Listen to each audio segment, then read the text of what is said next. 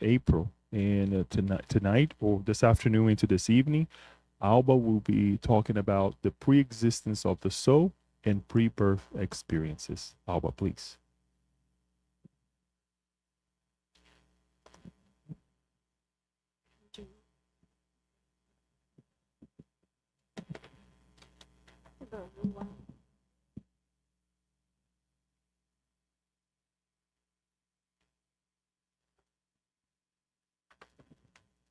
So allow me to jump into my chair. Here we go. All right. So today we're not going to do the broadcasting because we're going to show some clips, to say clips, from a documentary. And actually the presentation was inspired when I was watching that documentary, and then I connected with the Spiritist teachings. So we're going back and forward, back and forward. And this topic called my attention because the last time I was here in front of you, we were talking about death and the life of the spirit after death. And it's like a trilogy of three talks that I have been presenting here about death. But then what happened before we come here? Like God has this factory of babies, and the babies are coming, and then it's poof, out of nothing, creating spirits, or the spirits are somewhere, and then the babies somewhere else. How is all this situation? So we are going just to have a peek in the topic because it's very deep and it's a lot of research about it, not only through Spiritism, but through other scholars in the field. So let's see if this works. Should I put here, there? Okay. Okay. So this is just an excerpt from the book Eternal Bonds of Love by Ricardo Petrillo. He's a spirit. And he was a young adult in college, in university, when he discarnate. Both of his parents are doctors. I don't know what is their specialty, but Ricardo started communicating with his parents this way. His father fell asleep.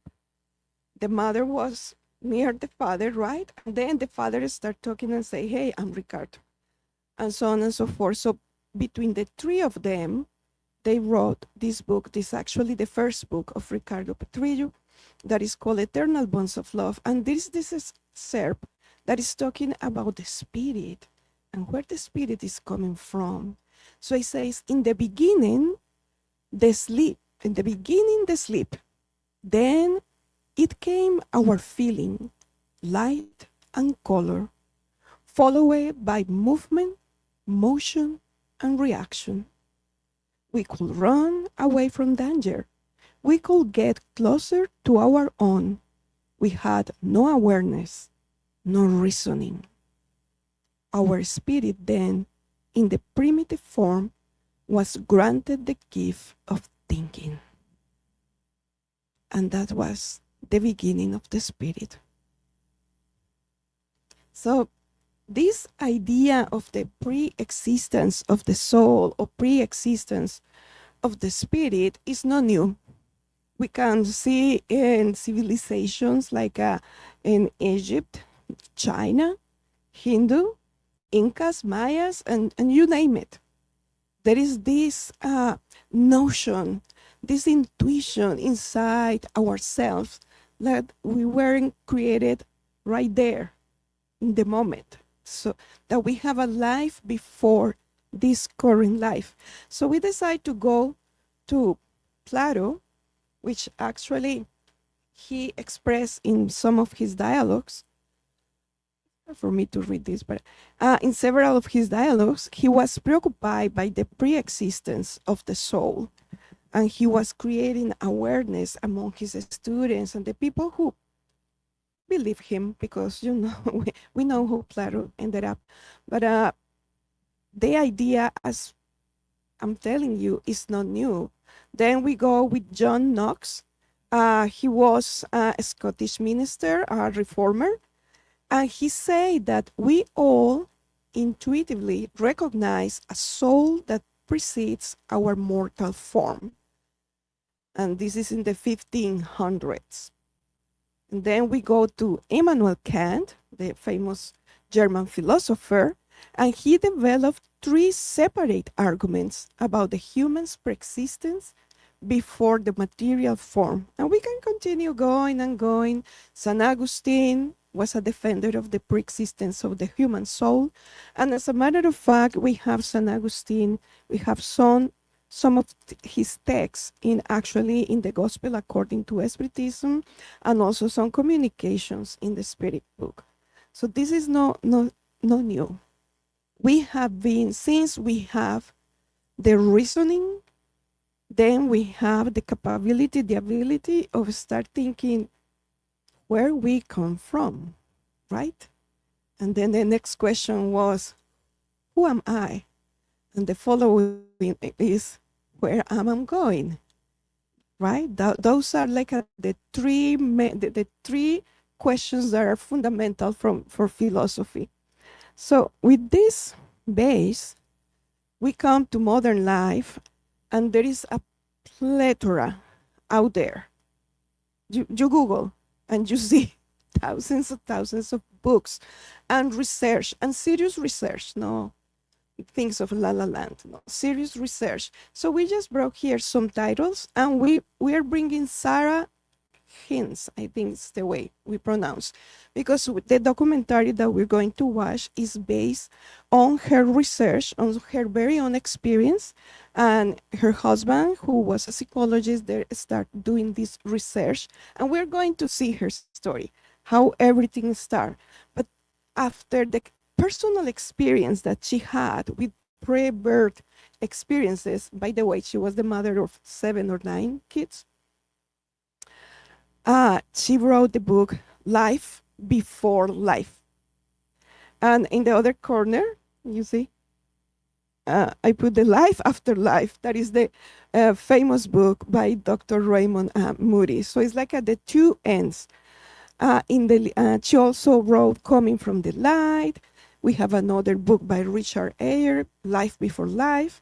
And we have this book that is called Our Attention, and this author Terry Gibbons, actually he is portrayed in the documentary. We're not going to see him today, but if you can go to YouTube or Amazon and you can watch the documentary. But he says something in the documentary that caught my attention about that we were about ancient traditions of notion of the preexistence of the soul, talking about like we were angels living in some place, but we needed to shed our wings in order to come to planet Earth. So I'm just going to read.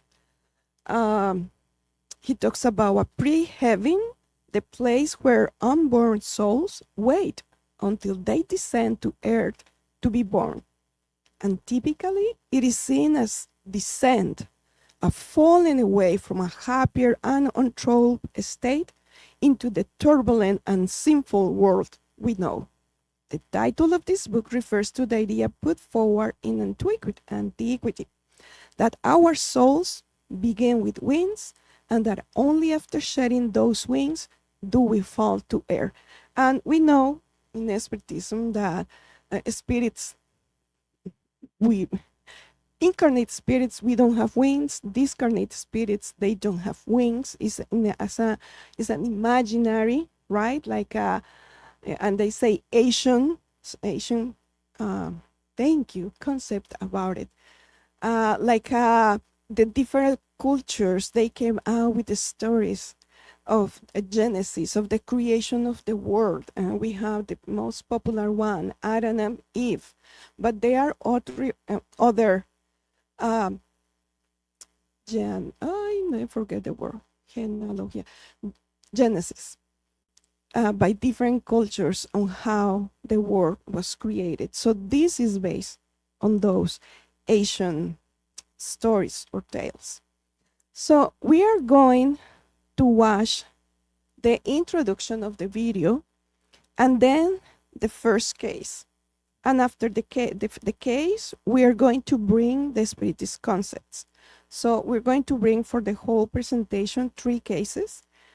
We watch the case and then we see what is the Spiritist foundation that we can see there in the different cases. So just bear with me while I'm trying to get the video.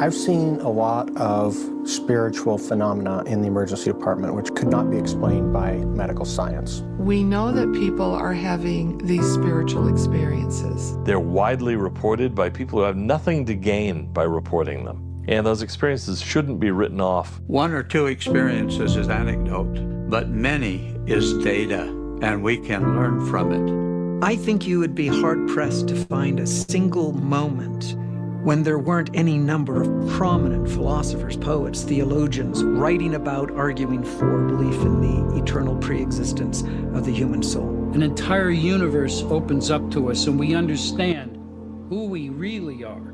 The heavens are speaking to us. We want to make sure that we're listening.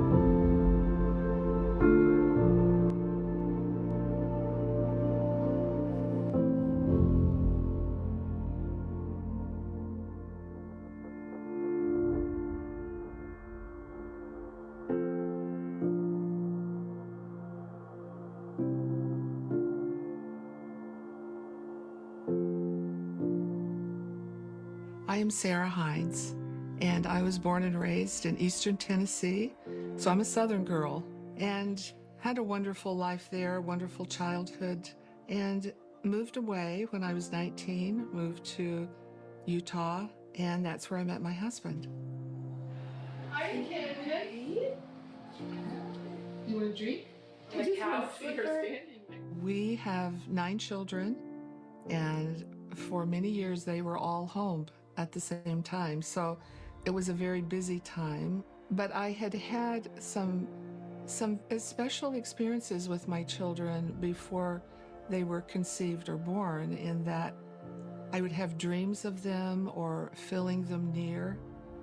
And I wondered, do other mothers and fathers have these experiences? And so it brought me to a strong desire to inquire and to see if I could collect other accounts. I made up a flyer, actually mailed it. It was before email. Mailed it out to newspapers and parts around the world. And I started receiving stories. The stories they're personal, they're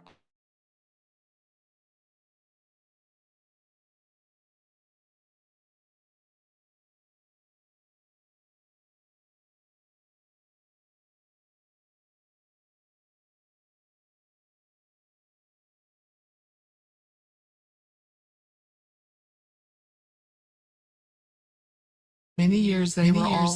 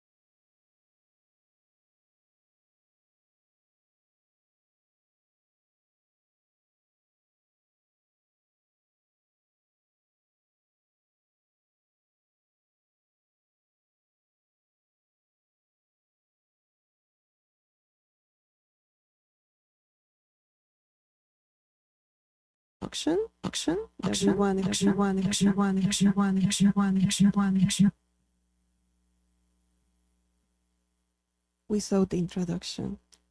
So the idea is for you to get to know where all this research originate, the research that is presented in the documentary.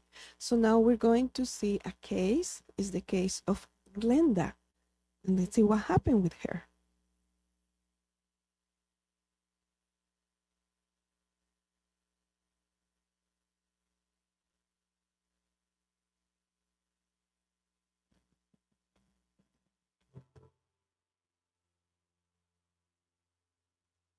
My name's Glenda Christian. I was born in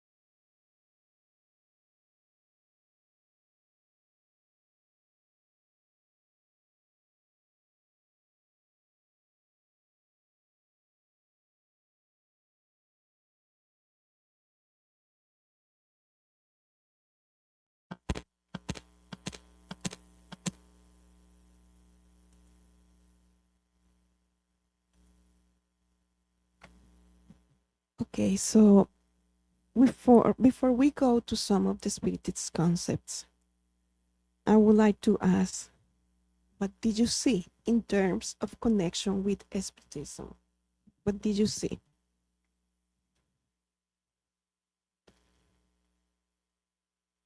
Some kind of mediumship from Glenda? Yeah, thank you. What else? Everybody's very shy today. Okay, it's okay. So we're going to connect Glenda's case with some of the concepts. Thank you, Maria Cristina, for being a player. So one of the things that we would like to clarify before continuing is what is the difference between soul and spirit.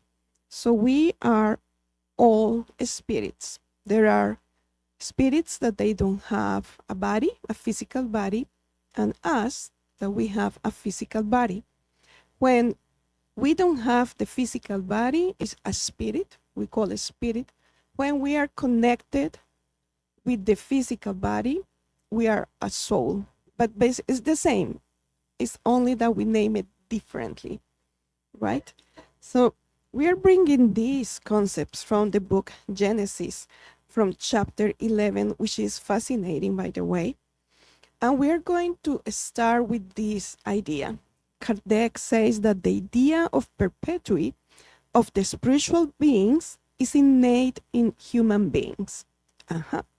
So everybody has been saying this since the ancient eras, right? It exists within them as an intuition, a yearning. Spiritism shows the intelligent being acting outside matter, whether after or during the life of the body. So what happened with Glenda, yes, definitely it was a moment of mediumship. We all or we all are mediums in different degrees. You wanted to turn on the lights or you're okay like that? Turn on the light? Okay. Yes, Daniel says, please turn on the light. These are my reading glasses, and I don't have my glasses to see from far, so I wasn't seeing you. I saw the spirits. No, I was kidding. So yes, mediumship, and it's so. This is a very beautiful detail that all women during pregnancy, before conception even, and during pregnancy, they are ostensible mediums because they are communicating with this spirit 24/7 in their minds, right? So in Glenda's case, we saw this. She was concerned, she was preoccupied.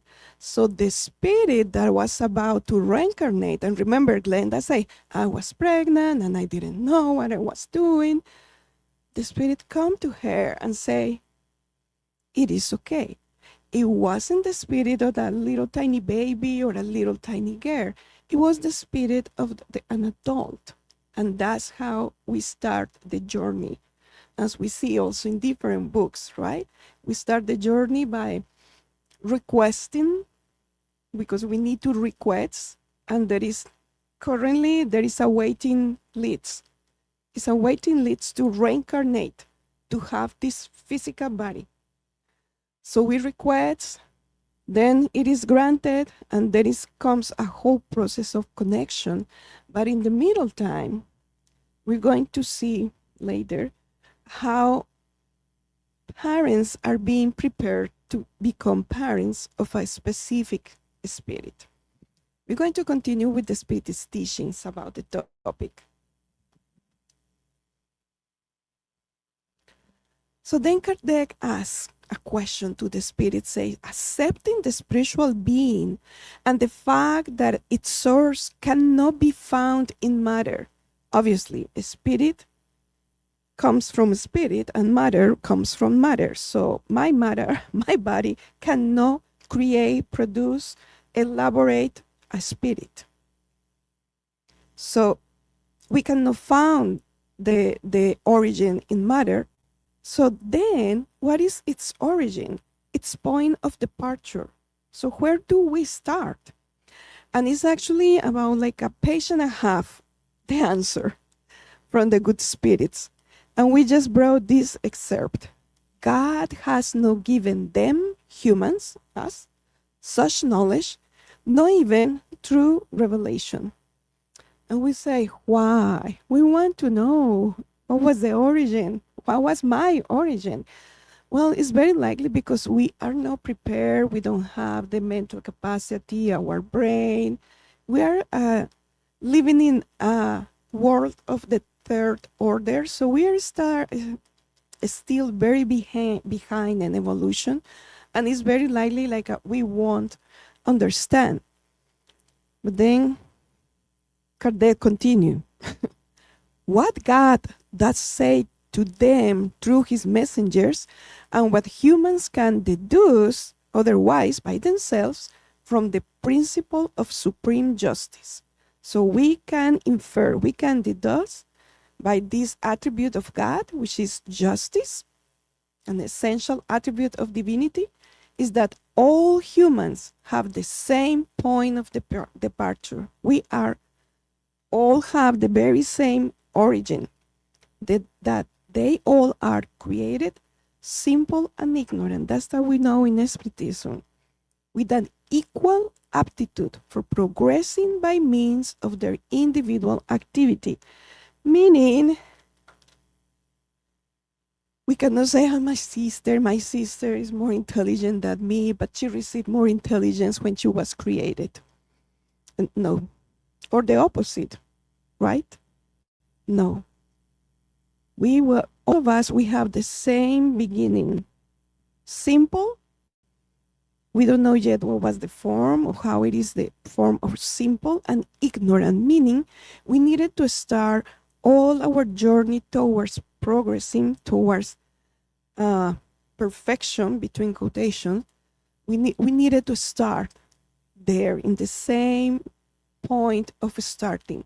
And then it was by our very own actions that we decide to go faster or slower, or detain.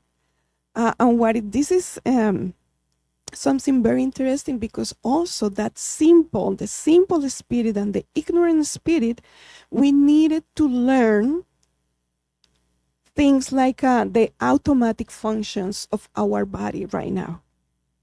So none of us is saying, inhale, exhale, inhale. And we are not saying, okay, heart, beat, beat, beat, beat, okay. Oh, my nervous system, and all the systems. We are not telling them what to do. They do it. We can help them, right, with positive thoughts.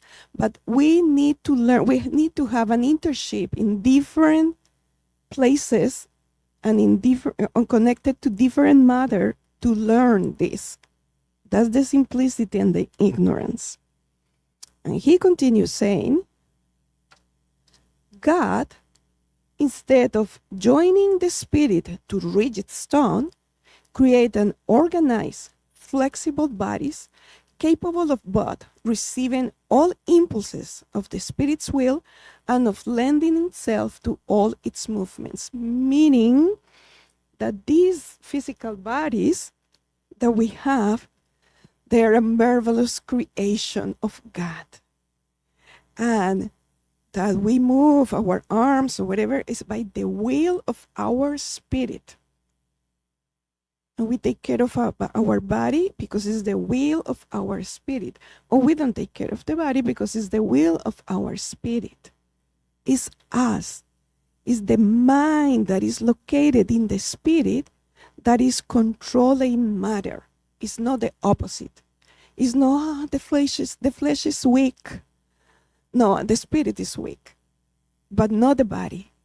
The body responds like a piano to whatever melody the artist wants to play.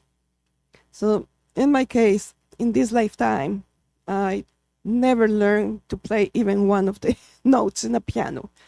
So probably I won't communicate anything beautiful through piano. As opposite, as a master musician that spent 30, 45 years practicing, and so many other reincarnations in the past. So now is a master in the piano. So it's us, the mind, the spirit that precedes the body, who is controlling the body. And then we come to the reincarnatory plan, right? So Glenda, she saw the spirit of one of her children. And this is very likely because after we did the requests, there is a team of spirits that specialize in creating the reincarnatory plan. So the reincarnatory plan is not like a fate or is predestination. No, it is a draft for us because we need to learn a lesson. It's not even 2 or 3 lessons, it's one. We need to learn something through the family group, through the community, the country in we were placed, the weather that we need to, everything, like we need to learn something. So they help us to find the best place, the best family, the best friends, the best circumstances. However, when the spirit has merits, we participate in the design of the physical body. So sometimes, and we have heard this story, and I think it was Divaldo Franco and several speakers has brought the story here of the spirit of a man that had several consecutive reincarnations, all of them terminated by suicide. So he himself killed, annihilate the life of his physical body. So this tendency was very deep in his mind. So he needed to get rid of this. So when they were doing, okay, we're going to call him Jimmy. Jimmy, okay, here we go again. We're going to design your next life, right? So he asks and he requests to be born without limbs.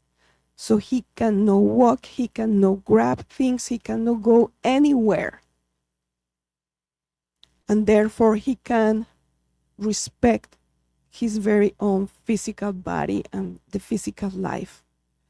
So there is always an explanation for those birth conditions. We say, but he's a baby, hasn't lived yet. Well, what bad he commit? No, it's because we request that.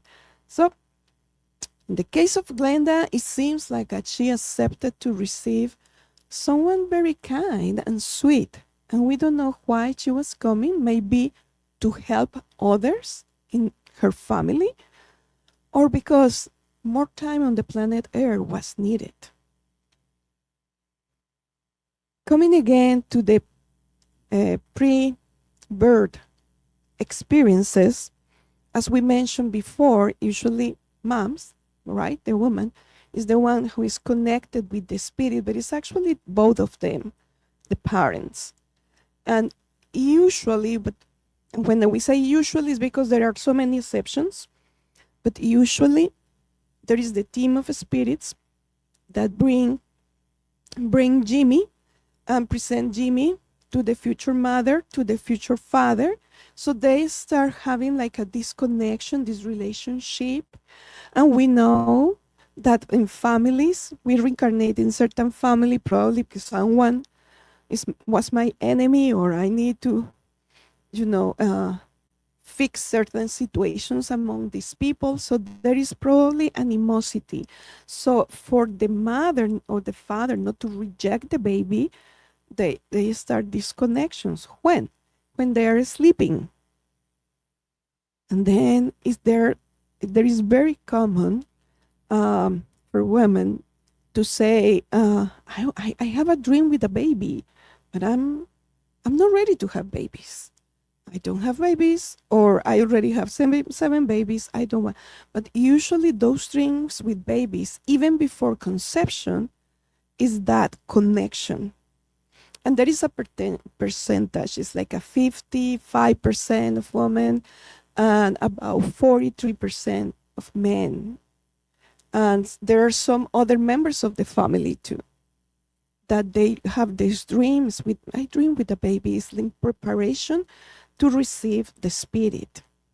So that is a pre-birth experience, even if we are sleeping, right? So we are going to the case number 2 is Christine. This is a beautiful yet hard to swallow case. So we just want to warn you, if you feel uncomfortable, you're welcome to step in the mediumistic room with the kids. By any means, don't feel, because this could bring memories from this lifetime or previous lifetime. We don't know. So it's a beautiful yet difficult case.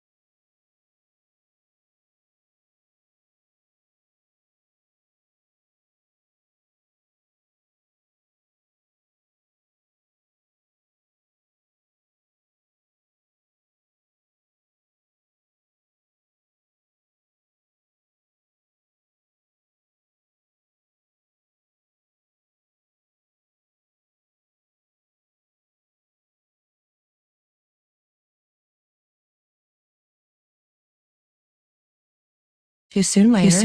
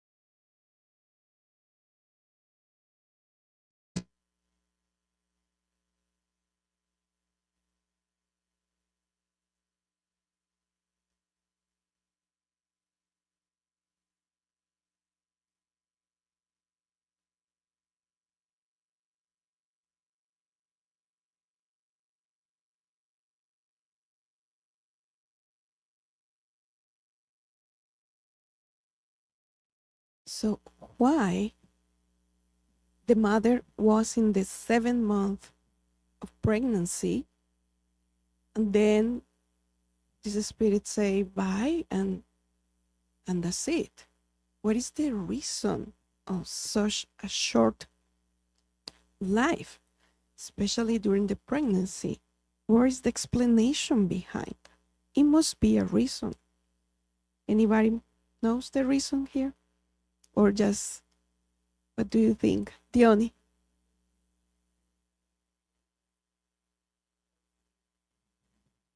The book. Driblando a Dor. Driblando a Dor, The book that remember? Vanessa, Yeah. yes, Driblando That a it was Dor. a very, What- very strong book, way back, I think 20 years ago. Yeah. And one of the explanations in that book was that that spirit just needed that to be able to go to a next life. Uh-huh. Because, you know, for some reason she had so many problems, but that was, you know, I don't know if that, you know, that was the explanation given in one of the cases, that it is a very difficult thing. It said in the book, for a spirit, because they regress, forget everything, jump into the body and stay there for a short time and then go back. So it is really very difficult. I remember that vividly, because then I had a friend that also the baby was born like this, 7 months or 8 to 9 months, and something like this happened. So, and I said, oh my God. So that's why I remember. Thank you. Was driblando da ador? Driblando a dor. And What it means? Fighting the pain. Yeah. Thank you. Okay. Yes. And it Thank was by the spirit of Paulo Sergio I or don't something remember. like that. Or Luis Sergio, yeah. Luis yeah. Sergio. So did Thank you read you. the book too, Maria Cristina? Yeah, Uh-huh. yeah. Okay. It's very But it's strong. only in Portuguese. Yeah. So you're right, Diony, or the author, right? The author of the book is right. So in the Spirit's book, in question 199, Kardec asks, why is life so often cut short in childhood? And the Spirit's reply, the length of a child's life can be for its spirit the remainder of a former life that had been cut short before its due term. So we don't know why, but let's say that spirit's supposed to have 3 more years on the planet, but for some reason discarnate before. So it's like a makeup class. It's when we are doing a class, or we are studying something, and we miss a class. We didn't take the class, so we miss a couple of days, and then we need to do a redo or do a summer class, something like that.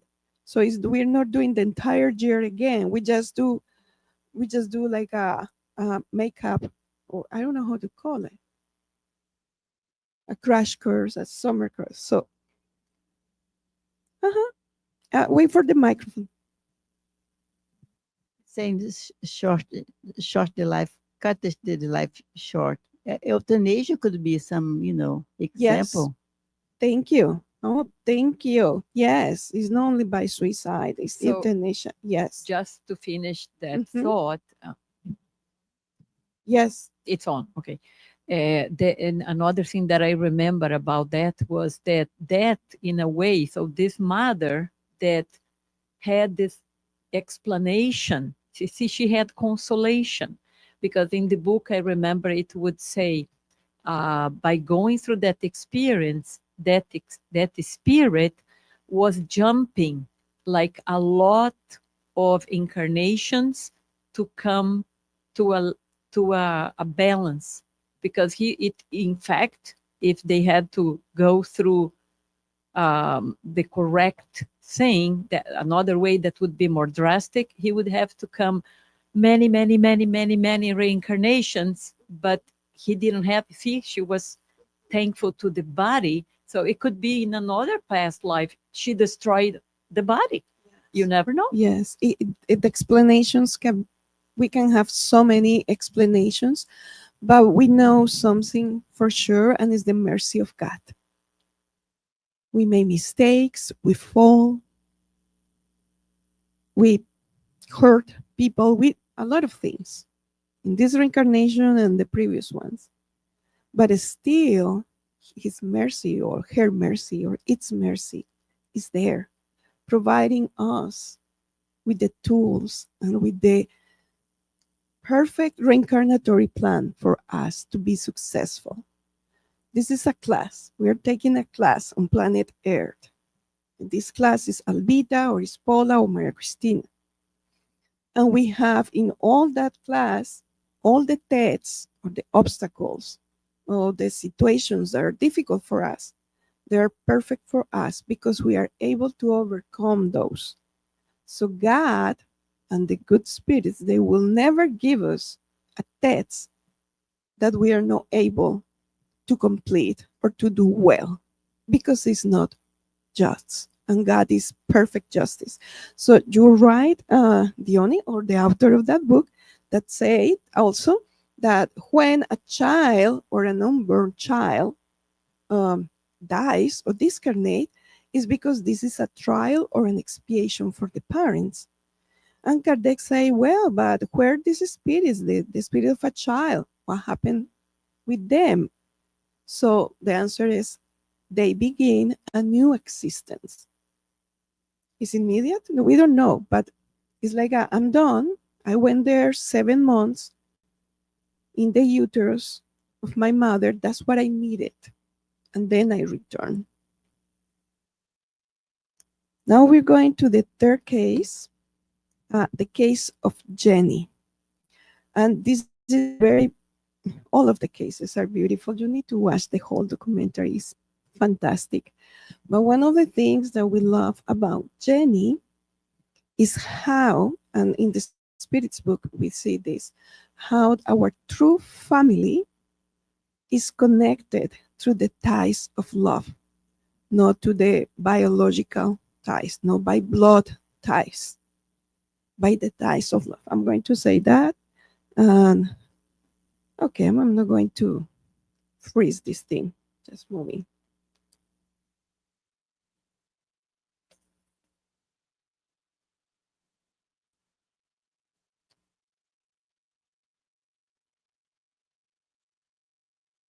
Diony, thank you for turning off the light. Is that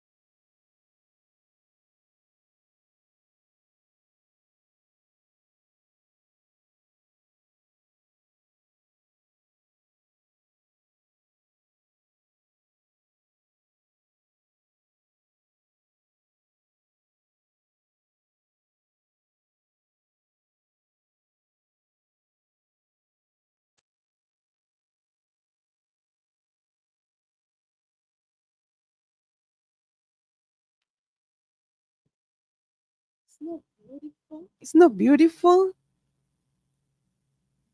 I cried the first time, well, the second time, and I have watched like 3 times the documentary just to absorb and see the details. But it is so amazing how someone that we are connected with because of love and needs to come back to us will find his or her way, no matter what.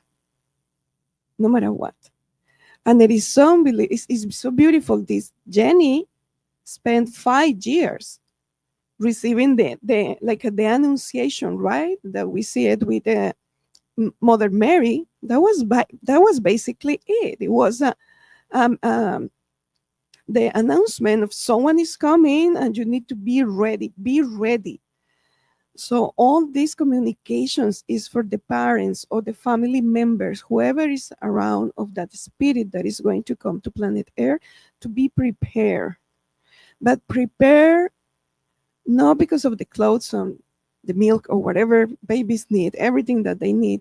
Nowadays they need more things than in the past, right? But to open up our hearts, to remember with our heart that person that needs the chance to come back close to us again, right? In the gospel according with Spiritism, not mistaken, it's in the Spirit's book. In the Spirit's book, we forgot the number of the question, but basically, Kardec asked, what is the first and most important mission of the parents? And the Spirit's reply, and we are paraphrasing, to bring your children closer to God. That's it. That's it. So feeding and sending them to school, that's the extra, obviously. And this is the right of the child, right? Is the right, to have a family that loves them, to go to school, to learn, to be clothed.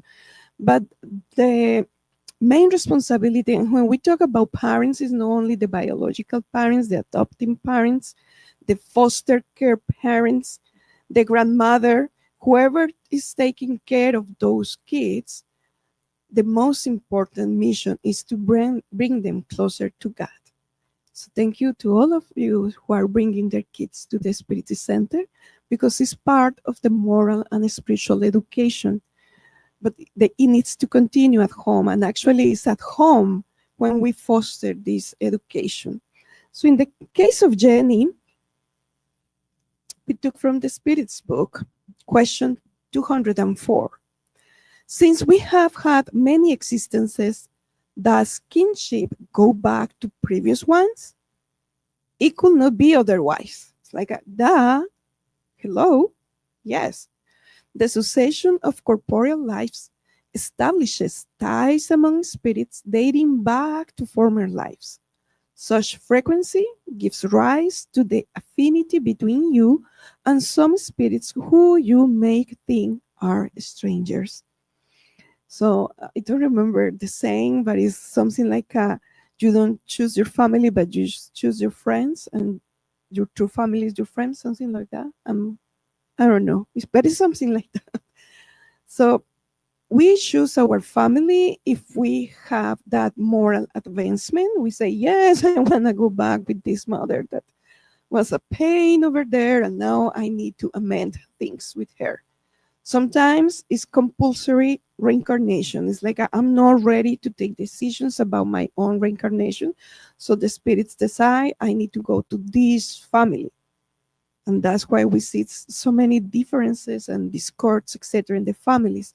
But at the same time, we are creating our true family constellation, like Joanna de Angelis say. So all of us here in this room, and the spirits that are here, we are family, right? We are connected. We want to conclude with this saying of Buddha, is you don't have a soul, you are a soul. You have a body. Thank you.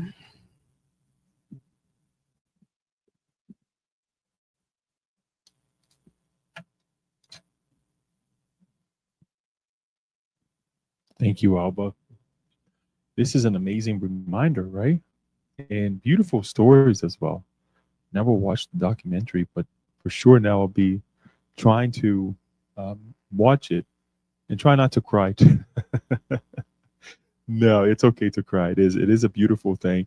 And it reminded me as well a little bit of that. I can't remember the chapter now of the Gospel according to Spiritism as well, when Kardec goes dives into the idea of our relationships with the ones that we reincarnate with, right? And to see this family adopting, right, and having even though she had the insights, of what was about to happen, but she didn't know how it was going to be developed, right? So that's a beautiful thing, and it reminds that there is a path, right? There is a way, there is a new chance as well. So I think that is great to be reminded, so that we can put ourselves in that pathway, right? That we're not just, okay, go ahead and here's a body, right? There is a path for all of us, with those whom we reincarnate, whether in the family setting, perhaps in where we go, and it can be temporarily, but so I think this is an amazing reminder, because it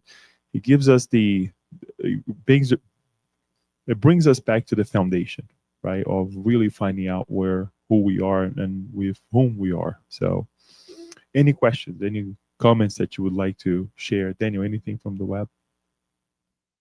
Paula, please. Thank you. That was very inspiring. This is my thank you. That was very inspiring. This is my curiosity. All of these families were large, and they seem to live in Utah. So does that make them Mormons? I don't know, but I have exactly the same question, and I'm coming to a conclusion that is something of that way. They didn't say anything in the documentary, but there are so many, not many, but there are some more cases, and it's large families. It's not like I have one child. No. And even the geology of the land looks like Utah. Yes. So the reason I'm questioning it out of curiosity is, does that then, because their faith is so deep, make them more likely to have these dream encounters? Albita is going to answer this question. Not the spirits. No, in the sense like it wouldn't be fair with the ones that we don't profess that religion. That was your question, right? Or your mediumship is potentiated by your faith?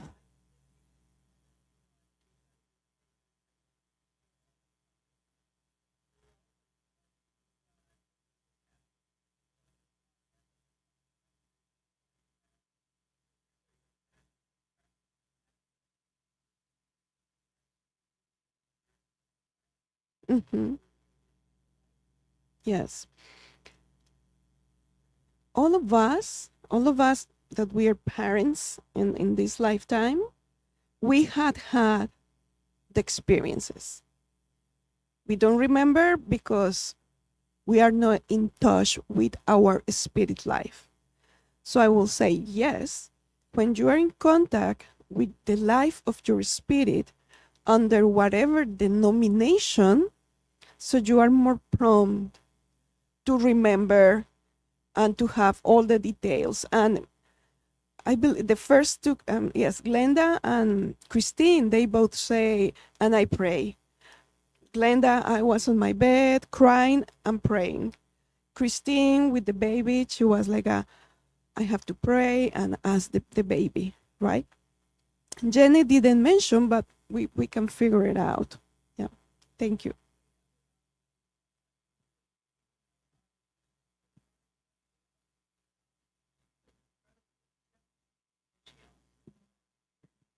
Mm-hmm.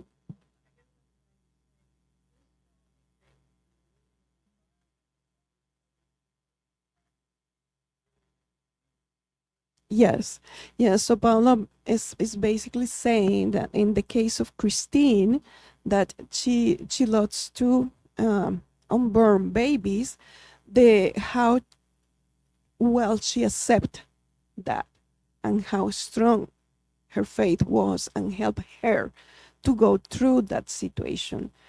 So definitely the environment in which we grow up, it will help us. Yes, especially if we have again a spiritual practice.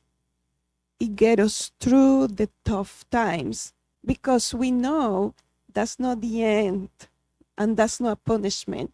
It is more to come. Thank you, Paula. Yeah, great questions. Before I pass the word to Daniel, he has a common question. There is a case on the book Action and Reaction as well. And the reason I remember this because Kirsten and I, we did a study on it that it's actually online, where this spirit in a specific region of Brazil discarnate, and then he reincarnates in with this very poor family that did not have the means at all to take care of them. And it's really interesting how the mother also mentions that, you know, we're pregnant, and the father's like another child, and that child actually goes back to the family that he had recently discarnated. And the reason I'm saying this, and I think that I agree to an extent, where, you know, having the support, having the faith definitely helps, right? And then in I would say it brings to evidence that we need this support, that we need this help, and then the faith also helps, right? But I think it's something that that is happening everywhere, right? And we don't know how these things are.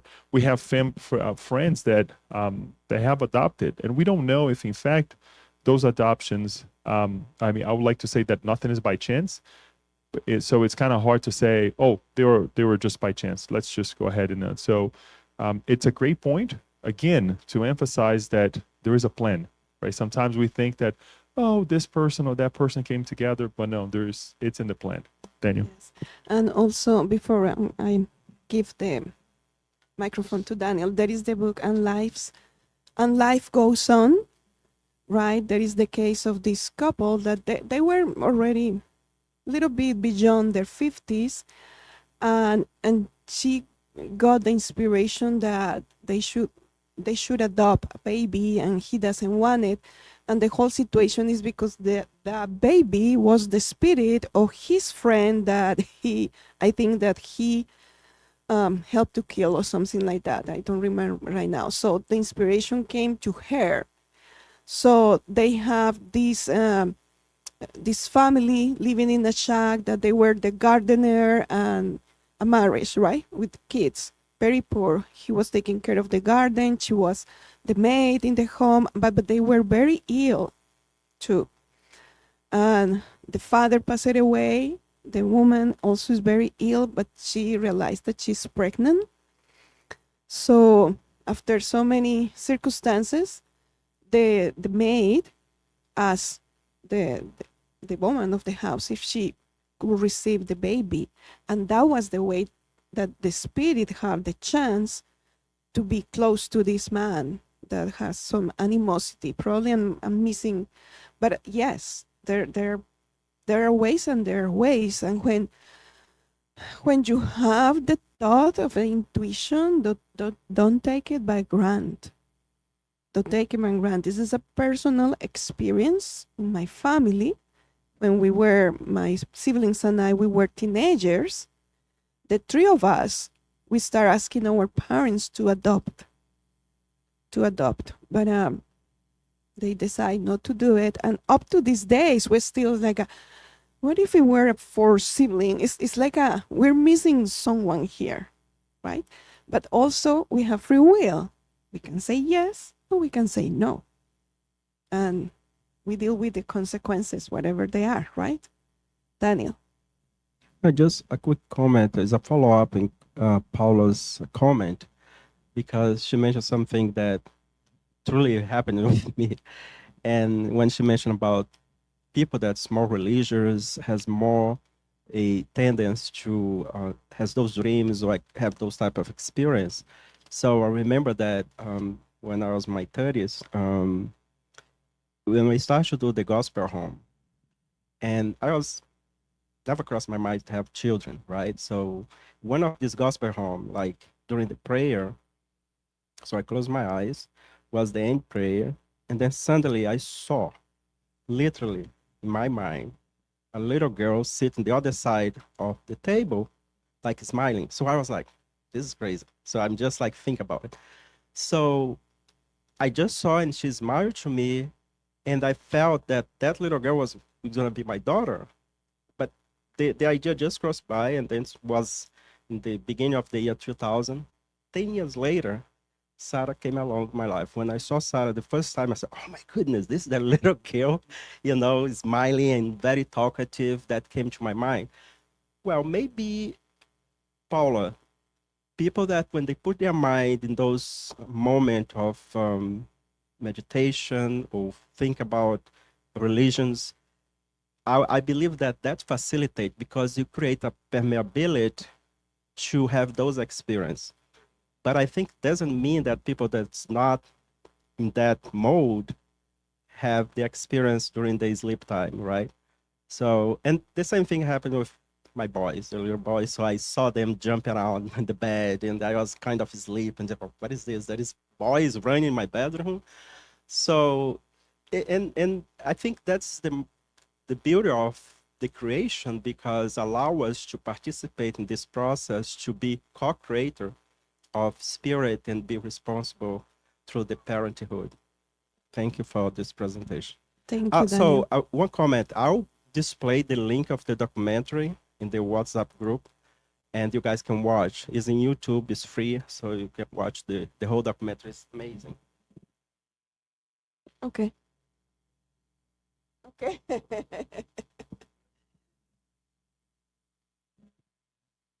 What it just made me think about was we're looking at the beginning of life. And when you're having encounters with the spirits who will be your children, but we also have this phenomenon at the end of life when people are reporting seeing their parents coming to help them. So to me, we're getting a lot of boosts to get here and to get out of here. Yes, I was about to do that comment. I forgot at the very end with the picture of the baby. Is we have family in the two ends. When we are reincarnating, we have family that are cheering up for us, right? And is connecting us with the future family. And when we discarnate, there are family members there. Yeah, welcome back. So we are in this how do you call, I forgot what John Angelis called a family constellation. It's universal. Thank you. So I think we're moving now to the prayer and one more comment. Sure. Just came to my mind. Thanks so much for your presentation. Always really great. You have like a galaxy in your presentation, light, very beautiful. That got my attention. And then the light, the speed of light is 300,000 kilometers per second, right? The faster you are, you slow the time, right? Because that's the science says that.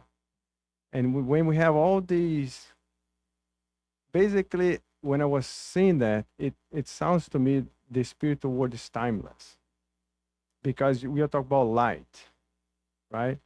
And then when you see babies, the image is 16 years old, and then maybe 4 years old. It's just a notion of time for us. But the spiritual world doesn't have time. It's timeless, right? That means we are light. The spiritual world is light, right? The science has been saying that to us, and the faster you go, that's going to be, you're going to slow the time. That's why, like, when you really going fast as the speed of the light, the time stops. There's no more time. My point is how beautiful the light and the spiritual world. I think they're the same. I don't know, that everything comes to my mind when I see the galaxy, when I was I kind of pay attention to your presentation. Very beautiful, very nice, like always. Thanks so much. Thank you. Thank you for your enlightening word. And that's true. Jesus say we are the light of the world and the salt of the earth, right? We are light. Thank you. Thank you, Alba, again for this amazing reminder, and connecting us with this documentary as well. I would like to go ahead and invite everyone for our final prayer in lieu of the passes. We will just we'll, huh? we will receive. We will receive. So we can close this evening together as we pray with one another. I'll ask Daniel to put a soft music for us.